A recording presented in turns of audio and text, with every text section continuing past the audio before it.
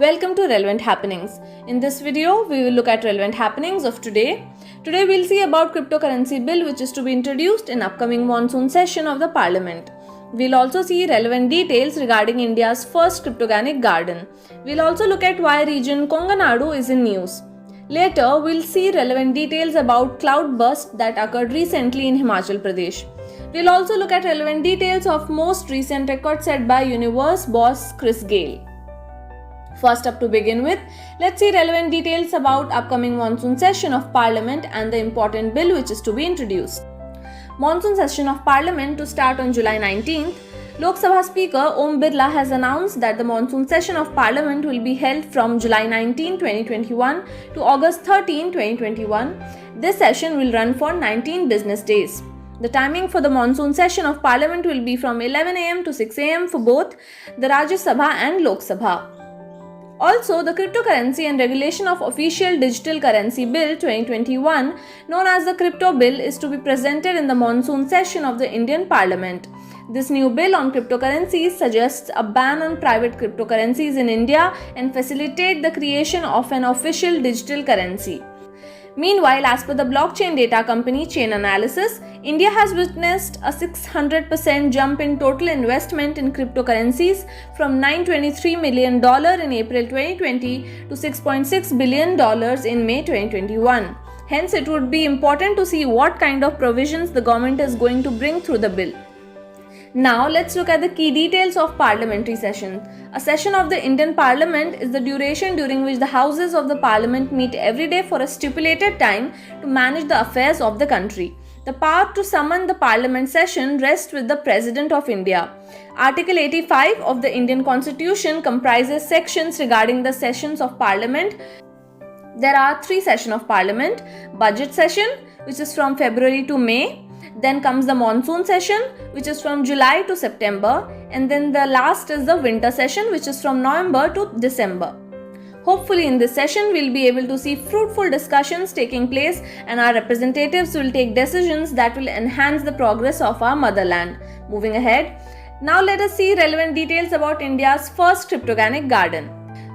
It was inaugurated by social activist Anup Nautiyal in Deoband area of Dehradun, Uttarakhand. The garden houses nearly 50 species of ferns, fungi, algae, bryophytes and lichens. The garden is located at a height of 9,000 feet. The reason to such high location for the garden is because of low pollution levels and moist conditions conducive to the growth of its species. The forest of deodar and oak also make a natural habitat for cryptogamic species which are ferns, fungi and lichens. So what are these cryptogams? Cryptogams are referred to as non-seed generating or non-flowering spore-producing plants that require moist conditions to survive.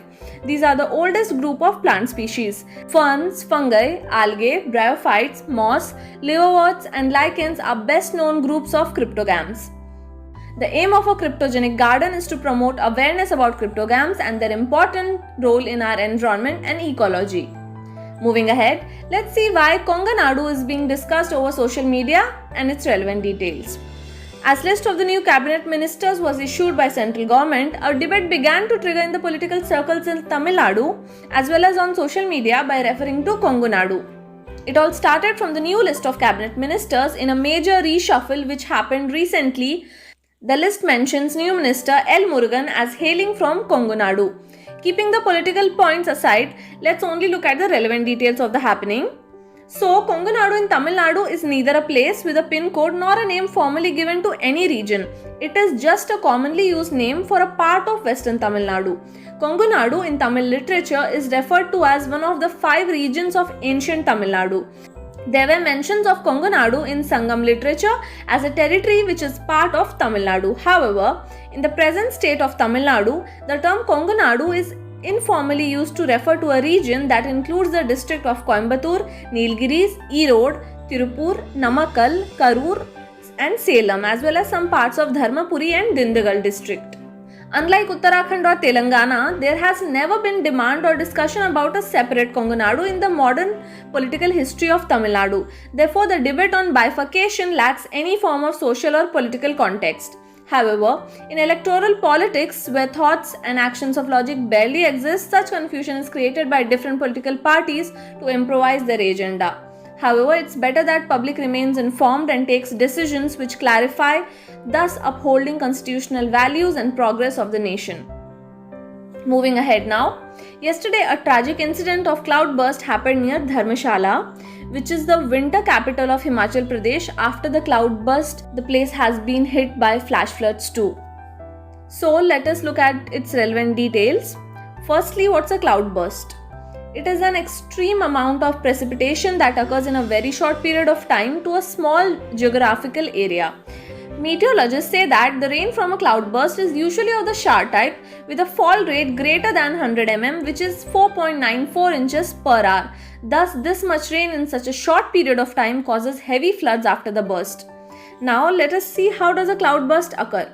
Cloudburst is basically a rainstorm and occurs mostly in the desert and mountainous regions and in interior regions of continental land masses due to the warm air currents from the ground or below the clouds, which rushes up and carries the falling raindrops up with it. The rain fails to fall down in a steady shower, which causes excessive condensation in the clouds. Hence, we can say that the cloudburst is natural phenomena but occurs quite unexpectedly, very abruptly and rather drenching.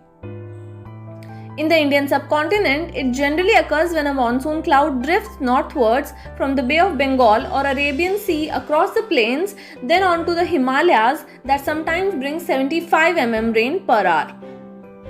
Now let us look at the relevant happening from cricket field. Chris Gayle has become first batsman to score 14,000 runs in T20 history.